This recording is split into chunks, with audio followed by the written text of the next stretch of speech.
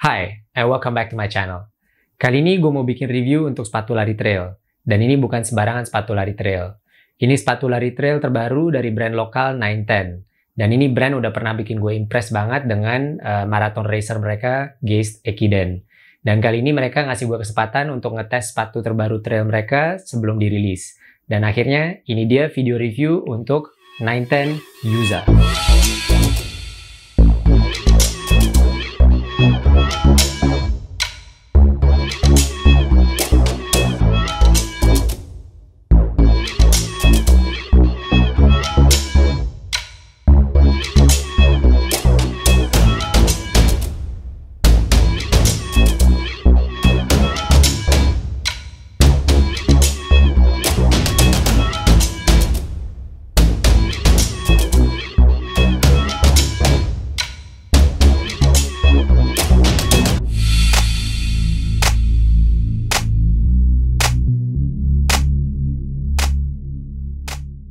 So, seperti umumnya, sebagai pelari yang berdomisili di daerah Jabodetabek, medan trail terdekat yang cukup menantang adalah Bukit Sentul, Bogor.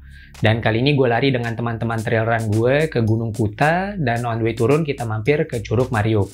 Dan I have to say, gue merasa sangat beruntung lari dengan 910 Yuza ini, dan juga merasa sangat pede lari di medan trail ini. Dan nanti gue jelasin kenapa. Tapi seperti biasa, sebelum kita masuk ke reviewnya, gue harus buat disclosure dulu. So, 910 Yuza ini gue dikasih oleh 910 khusus untuk wear test. Namun gak ada pihak manapun yang mereview video ini ataupun mendengar opini-opini gue sebelum gue rilis video ini ke YouTube. So, bahkan gue nggak tahu pasti apakah produk finalnya sama dengan yang produk yang gue tes di sini. Soalnya gue belum lihat produk finalnya yang sekarang udah dijual di toko. Namun 910 sempat ngasih tahu ke gue kalau produknya sama, so I shall take their word for it. So, ayo kita lihat speknya dan kita lihat sepatunya. So, mulai dari penampilannya. Ini keren. Dia ngingetin gue dengan sepatu lari trail dari brand Hoka One One yang Challenger ATR5 yang warna hijau. And that's a good thing, soalnya the ATR5 is a great trail running shoe. Dan 910 dia klaim heel to toe dropnya dia 5 mm, which is angka yang cocok untuk sepatu lari trail, soalnya dia nggak terlalu nukik. Soalnya kita akan terasa lebih stabil di saat kita landing dengan sepatu yang nggak terlalu tinggi heel to toe dropnya. Dan untuk stack height-nya gue nggak tahu pastinya berapa, tapi kalau gue ukur dengan ilmu kira-kira dia sekitar 28 mm di bagian rear foot dan 23 mm di bagian forefoot.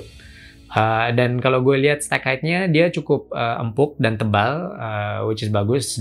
Secara kita harus menjaga kaki kita dari benturan-benturan dari medan yang nggak rata dan beragam. Dan kalau gue lihat dari bentuknya, desainnya, dan tingginya, gue berasumsi kalau beratnya ini akan masuk di sekitar 350 gram ke atas untuk sepatu ini. Namun di saat gue timbang sepatunya, dia actually masuk di 329 gram untuk size 42. So, itu kejutan yang bagus buat gue. So, kalau kita lihat lebih detail untuk uppernya, dia menggunakan beberapa lapisan. So, untuk luarnya, dia ada lapisan TPU plastik yang tipis yang akan menjaga struktur dari sepatunya. Dan di dalamnya dia dibalut dengan material polyester mesh yang akan membantu dengan rasa kenyamanan di dalam sepatunya tanpa mengurangi sirkulasi udara. Especially di medan yang naik turun dan gak rata, pasti kaki kita akan bergeser ke semua arah. Dan sedikit extra padding di sepatu trail itu pasti akan membantu dengan rasa nyaman di dalam ruang kaki kita. Dan gue nggak merasa panas berlebihan di dalam sepatunya, which means berarti sirkulasi udaranya cukup oke. Tapi itu plus minus sih, soalnya dengan sirkulasi udara yang bagus, itu berarti di saat gue lari di medan yang berlumpur dan basah, pasti dia akan cepat basahnya dalamnya, tapi dia juga akan cepat keringnya. Dan di depannya sini, di toe boxnya, dia ada mud guard yang akan membantu untuk mencegah air dan lumpur masuk ke dalam sepatunya, dan juga akan menjaga dan memprotek material uppernya yang pasti sering kebentur batu dan ranting pohon. So, that's nice. Dan kalau kita naik ke area mata kaki dan tumitnya, dia semakin tebal, which is nice. Dia sangat nyaman rasanya. Dan ini akan membantu juga dengan ngelok kaki kita dengan baik agar tidak terkeluar dari sepatunya.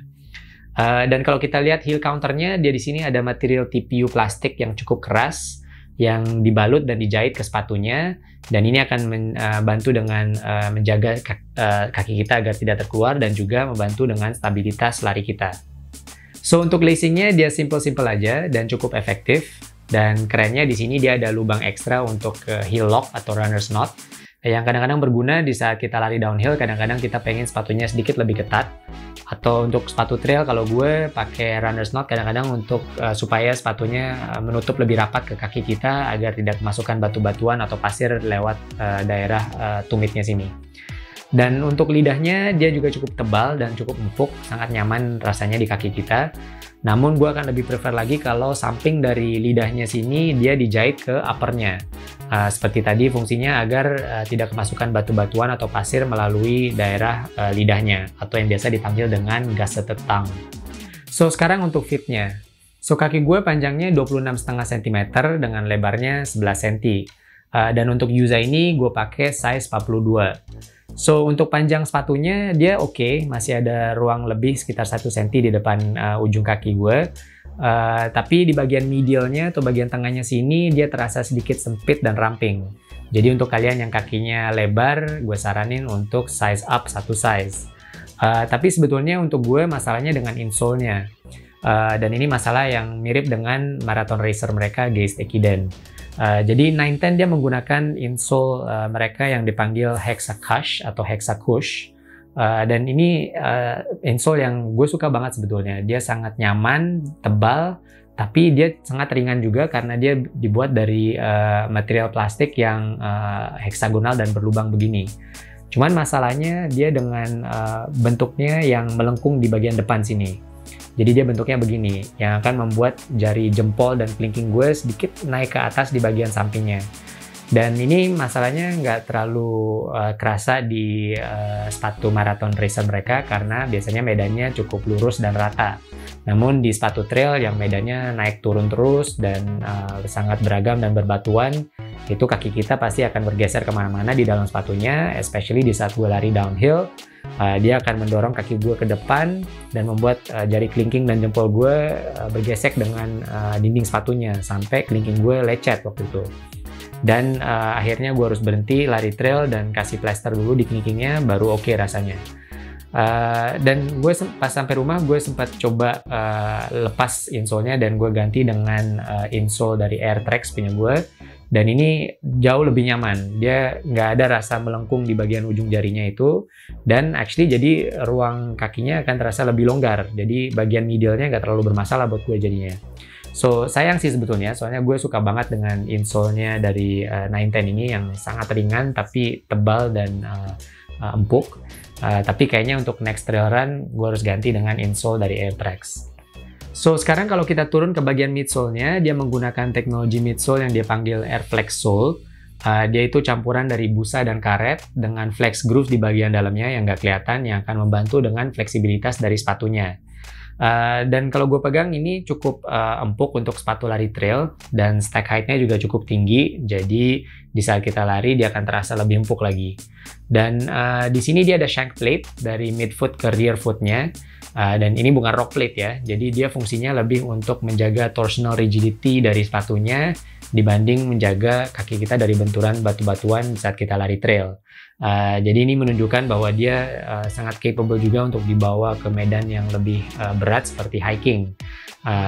Jadi menurut gue sepatu ini lebih trail running shoe yang bisa dibawa hiking dibanding trail running shoe yang bisa bawa untuk trail race. Soalnya biasanya racer shoes dia biasanya menggunakan rock plate dibanding shank plate. Sedangkan kalau kita lihat outsole-nya dia juga terlihat sangat kokoh dan giginya besar-besar begini. Dan ini sangat kuat soalnya setelah gue lari 13 km pun masih belum terlihat tanda-tanda rusak sama sekali. Dia masih terlihat baru.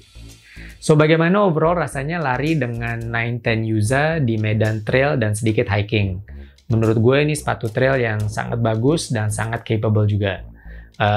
Dan menurut gue kualitasnya nggak terlalu jauh beda dengan brand-brand luar yang sepatunya jauh lebih mahal.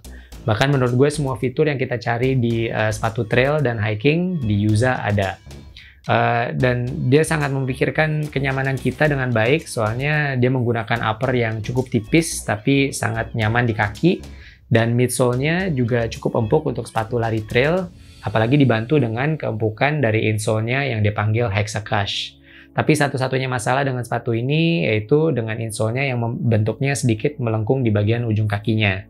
Dan gue nggak tahu sih apakah dengan meng-upsize sepatunya satu size, dia akan jadi solusi untuk bentuk dari insole-nya yang melengkung itu. Soalnya pastinya dengan meng-upsize satu size, dia akan menimbulkan masalah lain dengan kelonggaran di ruang kaki kita. Soalnya kaki kita akan bergeser kemana-mana. So, for now, pastinya gue harus menukar insole-nya dengan insole dari AirTrax.